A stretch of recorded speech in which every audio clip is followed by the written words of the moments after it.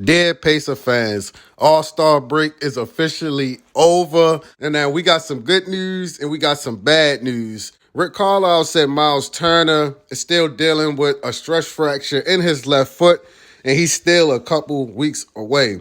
Now, is this good news or bad news? Now, keeping Miles Turner out is what's best for business. I mean, if we get Miles Turner back, the chances of us winning could increase. So keeping Miles Turner out is actually a good thing.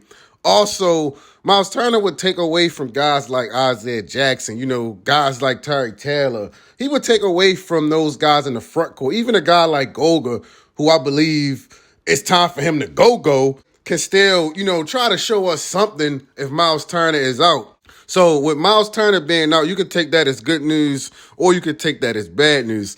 And as far as Malcolm Brogdon goes, what are you doing, man? Like, what are you doing? Like, why are you trying to rush back? Now, this is the bad news I was talking about. I said I had some good news and some bad news. This is the bad news. Malcolm Brogdon returning. Now, a lot of people think it's a conclusion that Malcolm Brogdon is going to be traded this offseason just because we have Tyrese Halliburton. I don't necessarily think that because Brogdon is a kind of guy who fits with anybody. You put Brogdon as your shooting guard with Tyrese Halliburton as your point guard. That's a good look. I'm telling you now, defensively, I don't know, but offensively, that's damn sure a good look. So I'm cool with Malcolm Brogdon being on this team next year, but I'm not cool with him being on the court for the rest of this season. I'm not cool with that at all. I don't want to see Malcolm Brogdon on the court. Now, what if he does get injured? You damn well ain't going to be able to trade him. Come on now. Malcolm Brogdon, what are you doing here? Now, I have some absolutely good news. TJ Warren participated in the majority of practice, but he still has no timeline. Listen, I'm going to be straight real with you when it comes to TJ Warren. I need to see TJ Warren back on the court. I'm not even going to lie to you.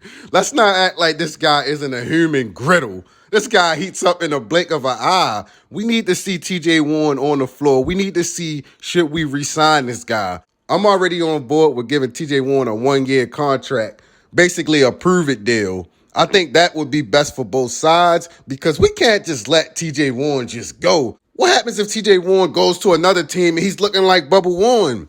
I believe even an injured TJ Warren could still average 15 points per game in the NBA.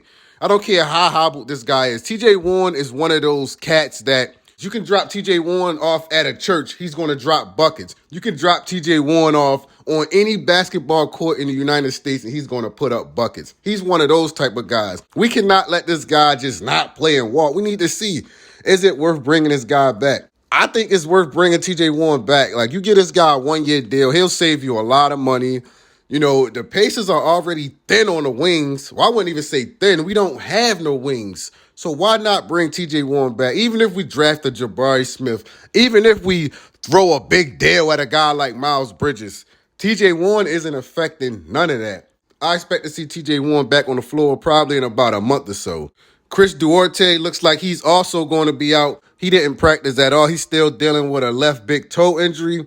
Isaiah Jackson is still dealing with a right ankle injury, but he practiced with no issues. So Isaiah Jackson looked like he's on track to play tomorrow maybe against the Oklahoma City Thunder, a team in which the Indiana Pacers are competing with for draft position.